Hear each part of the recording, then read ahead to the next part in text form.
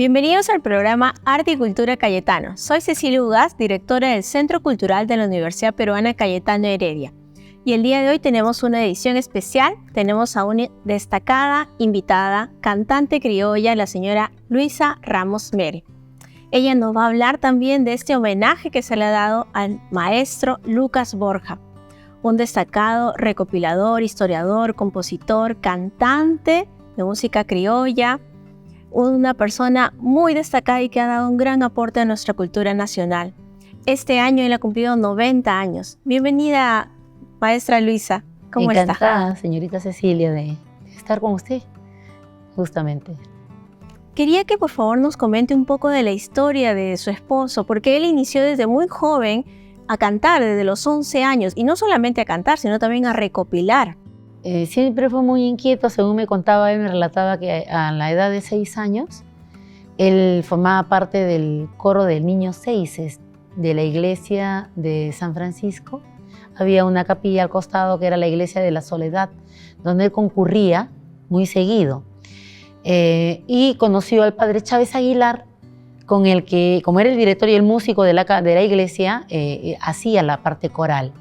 Pero como era muy piadoso, él llegó a formar parte de la fiesta de Semana Santa, el Domingo de Resurrección, que le llamamos acá en España, se llamaba la fiesta de Quasimodo, donde salían los niños piadosos con la custodia y con la autoridad de la iglesia en la carroza, ¿no? Entonces él fue uno de ellos.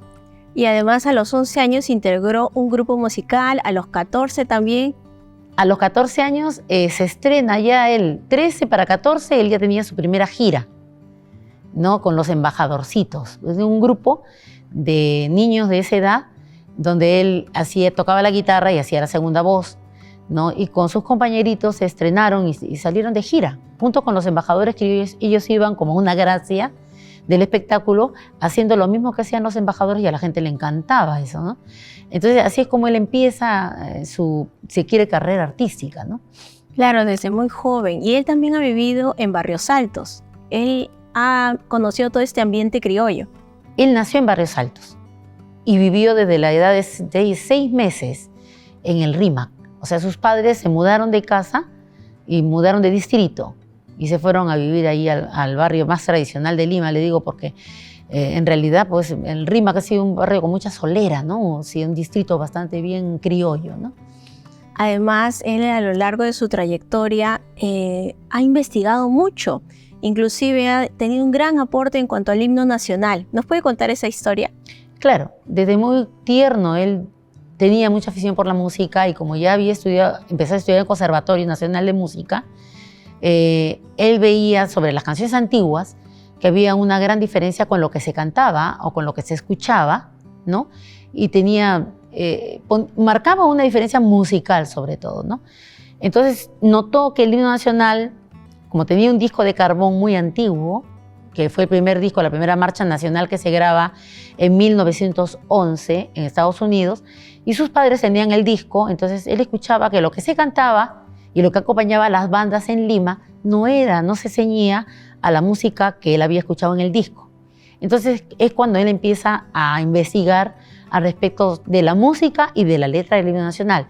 Ya había un antecedente porque el doctor Gustavo Pons Musso había hecho un trabajo sobre la letra del himno nacional y sobre la famosa estrofa apócrifa, ¿no? Como el largo tiempo del peruano oprimido, ¿no? Porque eso no existía en el himno. Cuando nosotros conocemos el himno, sabemos que tiene 6 estrofas y que empieza con una estrofa que no es el largo tiempo, ¿no? Es por eso que a él le inquietó eso y empezó a investigar sobre la parte musical.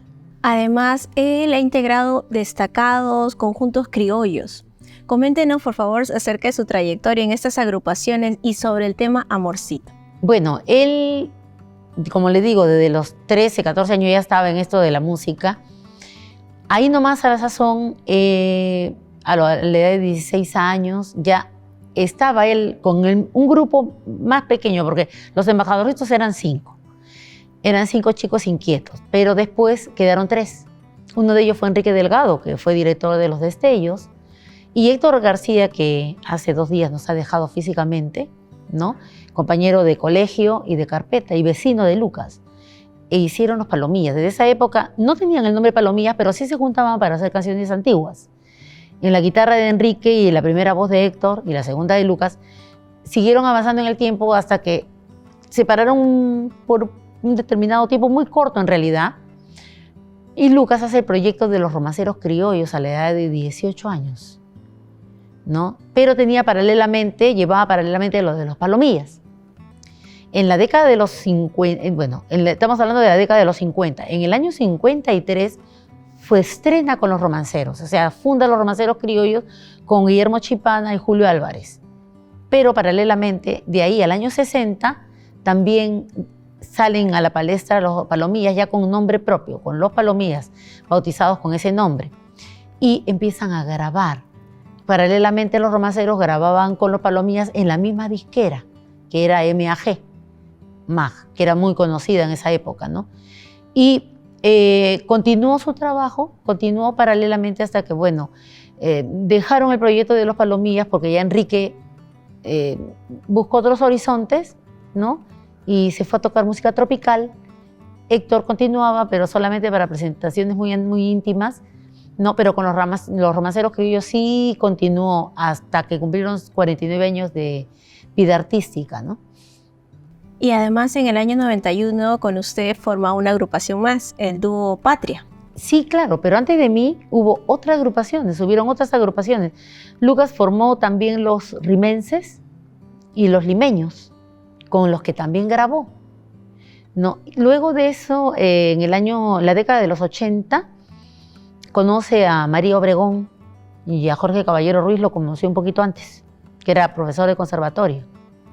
Y él inicia su proyecto de música patriótica con ellos y conforma el trío Patria. Y se presentaban en los teatros de la capital, cuando había oportunidad de ir a alguna entidad castrense, a los clubes departamentales. Entonces ahí es donde empezó él a poder sacar el repertorio patriótico, pero no como él lo hubiera querido, ¿no? Porque la calidad vocal de la señora María era extraordinaria y había un buen trabajo ahí, buen material. Llegaron a grabar un mini play, recuerdo mucho, que se llamó Guerra con Chile, ¿no? Donde se hicieron canciones recopiladas por mi esposo del siglo antepasado. Se hicieron 2 temas por lado, donde también intervienen los romanceros criollos. Luego de eso, los esposos cambian de religión y se alejan de la música, o sea, para ellos la música mundana, ¿no? Para dedicarse solamente al sagrado, a Dios, ¿no?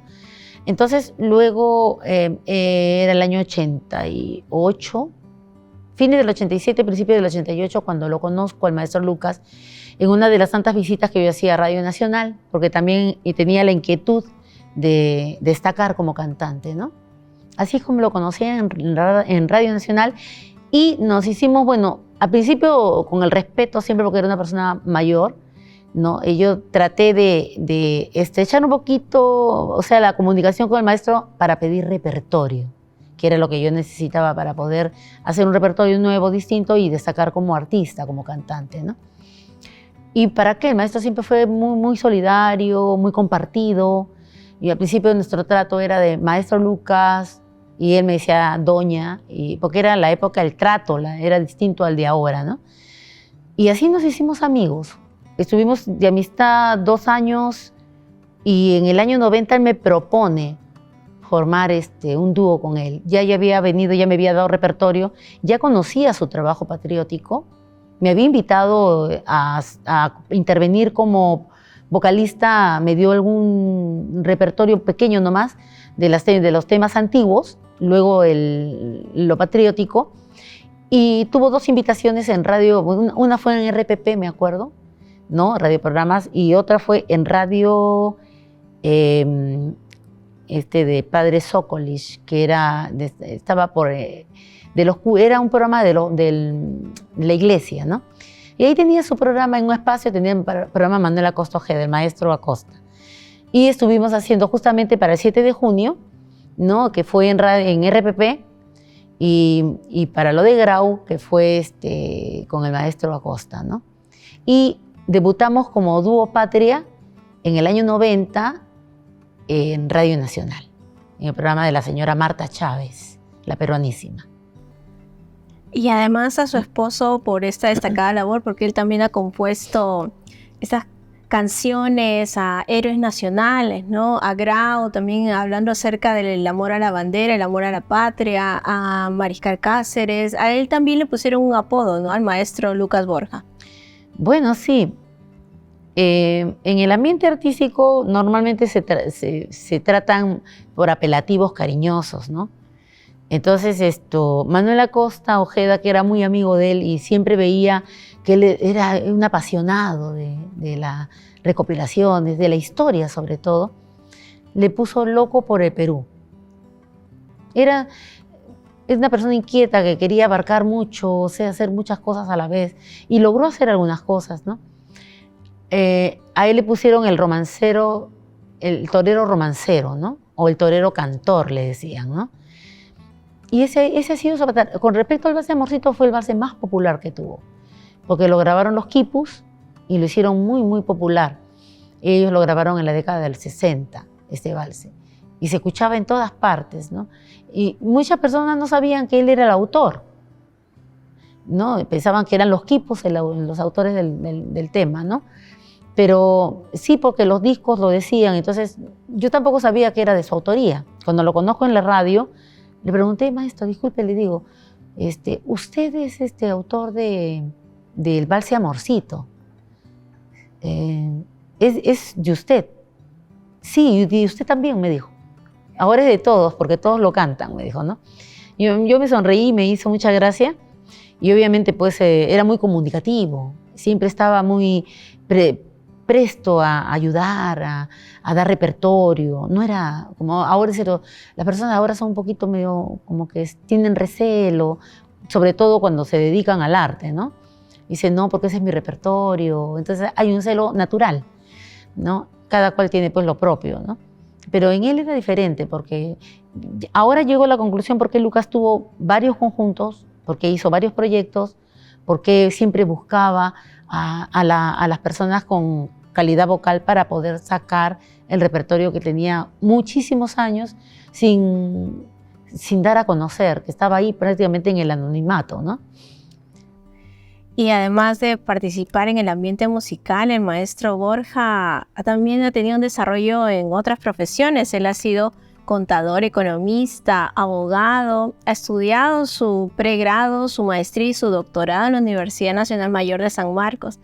Y ha sido también amigo del Centro Cultural de la Universidad Cayetano Heredia, porque él ha brindado conferencias, ¿no? Conferencias durante la gestión del doctor Berríos, conferencias sobre la historia del vals, el himno nacional. Y cuando nosotros reiniciamos las labores, hace 2 años, hicimos un concierto con la señora Luisa, justo en esta ocasión por el Día de la Canción Criolla. Señora Luisa, ¿nos podría cantar el vals Amorcito? Ay, claro, por supuesto. Si a capela no importa, sí, ¿no no importa. A ver, vamos a ver cómo sale. Amorcito, tengo una pena que me acongoja de tal manera que me lacera. Amorcito, te quiero tanto que de no verte siento la muerte del corazón. Que de no verte siento la muerte del corazón. Pienso durante el día en ti y de noche no sé dormir. Creo que moriría, chiquilla mía, sin tu querer. Y solo con la idea de que me has olvidado, besando tu retrato sobre la almohada, me echo a llorar. Besando tu retrato sobre la almohada, me echo a llorar. Amorcito, te quiero tanto que de no verte siento la muerte del corazón. Que de no verte siento la muerte en el corazón. Muchísimas gracias, señora Luisa. Qué hermosa canción. ¿Y de qué año es? ¿Qué anécdotas tiene acerca de esa composición? Ay, esta canción es del año 61, 1961. Mire qué es hasta anecdotario, diría yo, ¿no? Un día, buscando entre los papeles de Lucas, porque así como abogado, contador, ha tenido una afición por la recopilación y todo eso, siempre en casa había muchos libros, apuntes, ¿no? Y buscando un día, ordenando más que todo dentro de sus papeles, encuentro un file muy antiguo, esos que se usaban antes en las oficinas, esos color oscuro, ¿no? Y encuentro un montón de letras de canciones ahí archivadas.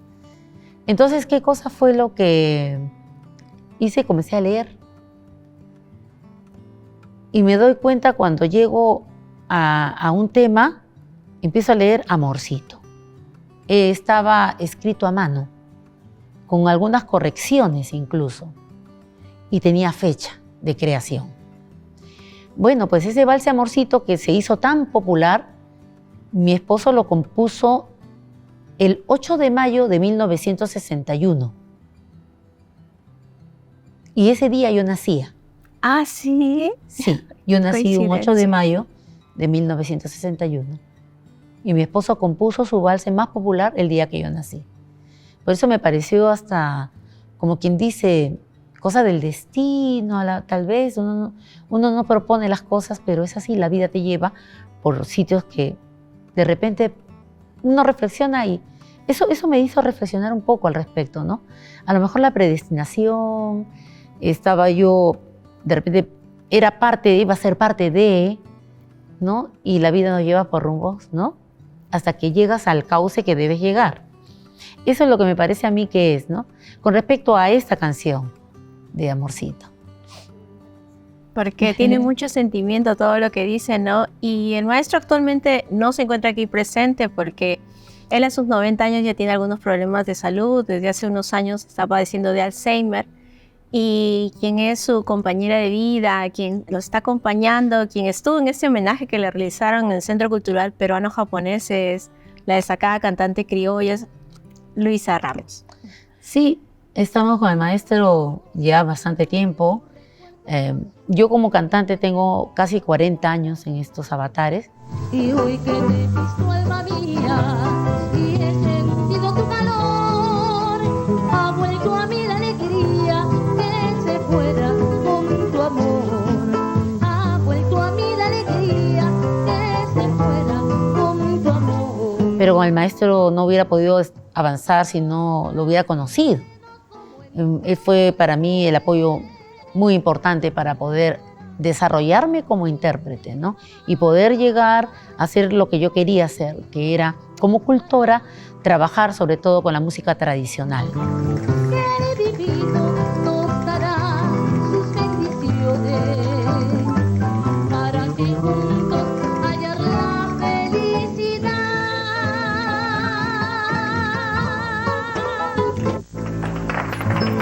Además, el maestro Lucas Borja ha incursionado en varios géneros. Él, además de ser compositor de valses, ha escrito polcas, marineras y también ha hecho una recopilación, ¿no? Nos comenta algo acerca del himno, lo que pasaba en esa época y la recopilación que él hizo de la chicha. Sí, claro, el himno nacional, 1821, hablamos de la creación del himno, fue en septiembre, ¿no? Pero en 1821 la independencia se proclamó en julio, ¿no? Entonces no existía el himno. Pero se coreaba una canción que se denominó la chicha, así se le puso, por el licor ancestral, por nuestra bebida ancestral, que es la chicha de jora, ¿no? Y en otros sitios o departamentos de nuestro país se conoce como chicha no solamente de jora, sino también hay chicha de maní, hay de diferentes, el trago espirituoso de la época, ¿no? No existía pues el alcohol como previo, o sea, alcohol, ¿no? Entonces se puso porque habla de potajes. Dentro de la canción se habla de los potajes, de la bebida ancestral y se habla de la diversidad de las comidas en el Perú, ¿no? Mire la antigüedad, el ceviche, por ejemplo, lo nombran, ¿no? Nombran el chupe, hasta nombran un ají color celeste que había en esa época, que ahora ya no existe, una pigmentación diferente del ají, así como hay amarillo o rojo, había también un ají celeste. Entonces, todo eso se aprende con las letras que uno ve, lee o hereda, o por los datos históricos. Entonces, se hizo la chicha, y Lucas fue un convencido y sobre todo un identificado con la parte histórica del Perú. Eso es lo que lo lleva no solamente a la recopilación, sino también a investigar sobre la verdadera música, letra, si es que se conservó, se alteró o no. Es por eso que ahí es cuando yo entiendo. Él contaba, dice, en la época de que yo era un estudiante, escuchábamos el himno ya así, recortado, ¿no? Pero resulta que en su casa había un disco, que fue la primera marcha que se graba en Estados Unidos, y lo denominaron el disco número 1 de la Columbia, ¿no? Donde se graba el himno nacional. Y resulta que el himno nacional tenía una obertura. Antes de quedar como está ahorita, ¿no? La famosa Claudio Rebagliati hace una famosa restauración del himno nacional, pero restaurar, yo entiendo que por restauración es volver a su estado original algo que ha sido alterado, ¿no? Pero lejos de hacer una restauración, hace una mutilación de la música del himno.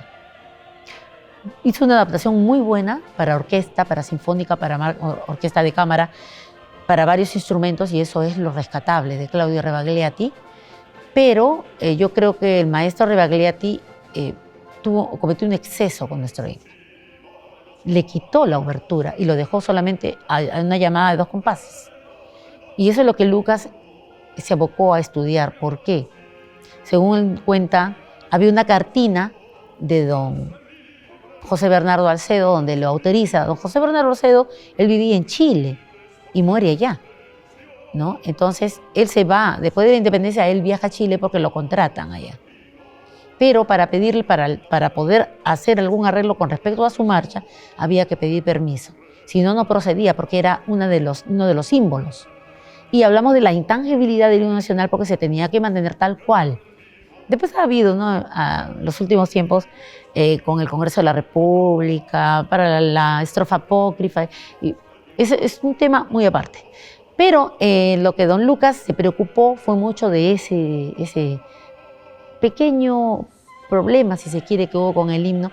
Y en su momento hizo una serie de conferencias y Cayetano, Heredia, la universidad, apoyó mucho al maestro Lucas para poder hacer una serie de conferencias o charlas hablando sobre nuestra marcha patriótica que fue el himno nacional. Sí, además de estas conferencias que realizó sobre el vals, él también había incursionado en diversos géneros, ¿no? Habíamos mencionado el tondero, el vals, la polca, la marinera. ¿Nos podría mencionar algunos títulos también? Sí, claro. Por ejemplo, dentro de los temas de corte histórico, él hace marineras y huaynos, ¿no? Por ejemplo, hizo 3 marineras patrióticas, una dedicada a Caballero de los Mares, otra a don Francisco Bolognesi, le decían el Titán del Morro, y al héroe de la Breña, que fue don Andrés Avelino Cáceres, ¿no? Hizo también huaynos dedicado a la gesta de la defensa de Lima, ¿no? Le puso letra a un aire andino muy antiguo, ¿no? Que se tocaba en el Valle del Mantaro, ¿no? Cuando fue el revés de Yanganuco, ¿no? La zona de Huamachuco, donde Cáceres cae herido, ¿no? Entonces, basándose en los datos históricos, Lucas le compone un huayno, ¿no? Y también le pone letra a esa marcha muy antigua que data de 1881, y le pone verso, musicaliza los versos que le dedican los campesinos de Chiquián a don Andrés Avelino Cáceres, que le denominaron unos versos que lo titularon O Cáceres, y Lucas le pone la música. Estos versos están en las memorias de doña Antonia Moreno de Cáceres, la esposa de don Andrés Avelino. En el libro que edita El Ejército, ¿no? Ahí Luquitas dio al ejército la música para que lo pudieran perennizar. Porque Lucas ya había ido a la zona de Chiquián a hacer algunas investigaciones con respecto a las músicas, ¿no? También hablamos de Luis Pardo y todo eso. Entonces, fue a hacer un trabajo de investigación allá y se encontró con los versos de doña Antonia Moreno, que ella había recopilado y estaba justamente en Centro de Estudios Históricos allá, en la zona, ¿no? Y él cogió los versos y le puso música. Qué bonito. Entonces así es como llega no solamente a componer los géneros de costa, sino también géneros andinos, ¿no? Ajá, y me había mencionado también el tondero. Claro, él hace 2 tonderos, dedicado uno a Dignidad Nacional, ¿no? Dedicado o sea, al Perú en sí, ¿no? Al peruano de a pie, ¿no? Llamándole la atención, ¿no? Y a otra marinera norteña, o tondero, perdón, dedicado a don Juan Velasco Alvarado, porque era la época cuando se recupera, pues, nuestro petróleo peruano, ¿no?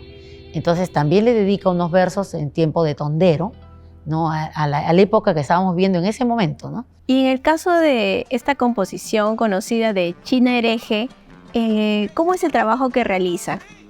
China Hereje es un vals argentino. Más que todo un vals canción, porque es bastante lento, ¿no? Tiene autor, es un autor uruguayo. ¿Cuál? Apelo al público. Se puede, China Hereje. Perdón, si la directora nos dice, sí, podríamos hacer China Hereje. Vamos a hacer China Hereje.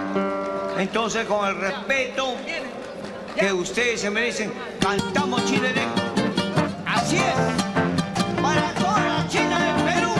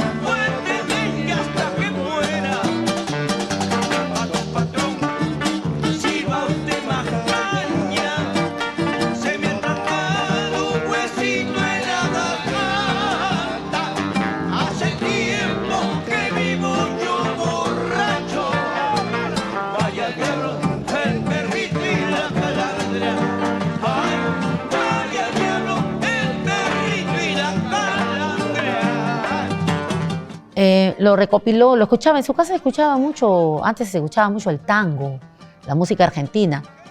Y su papá, que le gustaba comprar discos, había encontrado en las discotecas, se usaban mucho en las discotecas los discos de carbón. Y compró ese disco donde estaba en un lado la canción China Hereje grabada por Gardel.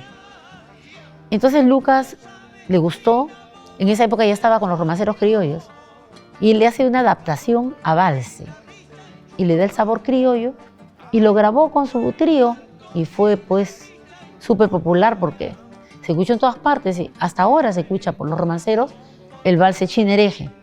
No, él mismo, todo el mundo le dice, ¿ese es tuyo? No, él siempre decía, no, eso no es mío. Yo lo recopilé, lo adapté y lo grabé con mi trío. Y bueno, tiene autores, ¿no? Que siempre ha dado la información correcta, ¿no? Sobre todo por los derechos de autor, ¿no? Así que, bueno, ahí está el tema, ¿no? Y todo el mundo dice, ¿es de Lucas Borja? No es de Lucas Borja, es de otro compositor, pero obviamente aquel peruano lo tomó como propio, porque el tema se hizo tan popular, que estamos hablando de la década de los 50, cuando la música criolla pues estaba en todo su apogeo, y no había jarana o fiesta en Lima que no pusieran los discos de los romanceros y que bailaran China Hereje. Así ha sido. Qué bonito. ¿Y alguna otra composición, además de Amorcito, China Hereje, que nos quisiera contar? Ah, claro. Antes se estilaban mucho las serenatas acá, Dice, cuando había una fiesta, y estamos hablando pues de los años 50, 60, 70, quedaban bien pues las personas si te llevaban una serenata, ¿no? Entonces, Cecilia, más que todo, cuando había en una familia una pareja que estaba próxima a casarse, el novio, era santo del suegro, de la suegra, y siempre querían quedar bien pues con los suegros, y le llevaban pues su serenata, ¿no? Y Lucas dice que bajo el puente se estilaba mucho ir con las guitarras y dar serenata. Y una de esas tantas veces él tenía, el cumpleaños era de una amistad, esposa de don Gonzalo Toledo, señora Merita. Entonces no tenía nada que regalarle y le improvisó una serenata. Entonces ese valse después lo grabaron con los romanceros y le puso Mi Serenata, que dice más o menos así: vengo a cantarte mi serenata, como acostumbro todas las noches a tu ventana. Estoy cansado, la voz ronquita, la que angustiada ahora te grita mi padecer corazón. Quisiera verte para decirte que acongojado estoy muy triste sin tu querer. Mi mala estrella, mi mala suerte, con todo el alma me hacen quererte, bella mujer. Mi mala estrella, mi mala suerte, con todo el alma me hacen quererte, bella mujer. Volveré a cantarte mañana otra vez con mi amada guitarra, a repetirte 1000 veces mi bien, muy dulcemente y a pecho mi amor, que te quiero, que te adoro, mi tesoro, que eres todo para mí, mi cielo. A repetirte 1000 veces mi bien, muy dulcemente y a pecho mi amor, que te quiero, que te adoro, mi tesoro, que eres todo para mí, mi cielo. Muchísimas gracias, señora Elisa, qué hermosa canción. Y quisiera comentarnos algo más ya para finalizar esta entrevista. Bueno, sí, quisiera en esta fecha tan importante para nosotros que cultivamos nuestra música peruana, ¿no? Hacer un llamado a nuestros hermanos, a la ciudadanía en general, traten de consumir siempre lo nacional. Es importante porque es lo que nos identifica como peruanos, lo que nos hace sentirnos dueños de una patria tan grande, tan pródiga, que nos ha dado no solamente el espacio donde estamos, sino que nos ha puesto todo a la mano. Tenemos todo, el Perú es muy grande, muy rico, solamente hay que saber cómo nosotros aprovechamos de la mejor manera, sobre todo destacando los valores y la identidad nacional. Es lo que le pido a nuestros hermanos artistas y saludarlos también a todos, que ese 31 de octubre sea un día de unión, de amor y sobre todo en pro del desarrollo y la cultura del Perú. Este año el maestro Lucas Borja cumplió 90 años y se le hizo una ceremonia especial en el Centro Cultural Peruano-Japonés. Señora Elisa, ¿nos puede comentar cómo fue este homenaje? ¿Quiénes estuvieron presentes? Fue emocionante porque, primeramente que todo, agradecer también a la Asociación Peruano-Japonesa por la deferencia con mi esposo. Estuvieron sus amigos. Se preparó con bastante tiempo de anticipación. Estuvo el maestro Pepe Torres, estuvo Ruli Rento, señora Carmen Montoro, la que grabó su vals Amorcito con los quipus. Bueno, estuvieron Jorge Caballero, Eddie Espinosa, ¿cómo se llama? Alfredo Aguirre. Bueno, gracias a la gestión de don Alfredo Cato que se pudo lograr, porque si no hubiera sido por él, no, don Alfredo Cato es maravilloso, es lindo, me da mucha ternura cuando lo veo a don Alfredo. A la edad que tiene más de 80 años, él todavía sigue haciendo por nuestra música mucho y apoyando a los elementos nacional sobre todo. Fue muy emotivo, fue con el motivo que Luquita cumplió sus 90 años y también se celebró 77 años de vida artística de Lucas. O sea, toda una vida dedicada no solamente a estudiar acerca de también a la música nacional y sobre todo a la música patriótica, que es su quehacer de él, ¿no? Muchas gracias. Sí, es importante hablar acerca de la labor que ha realizado el maestro Lucas Borja, ¿no? Por eso la tenemos aquí presente para que nos comente acerca de este maravilloso trabajo que ha realizado, ¿no? Muchas gracias, señora Elisa, por estar con nosotros esta ocasión, en esta entrevista. Los invitamos a todos a seguirnos en las redes sociales, en suscribirse también al canal y comentar lo que les ha parecido esta entrevista y sobre todo también investigar la labor que ha realizado el señor Lucas Borja, seguir también los conciertos, los videos que viene realizando la señora Luisa Ramos. Muchísimas gracias.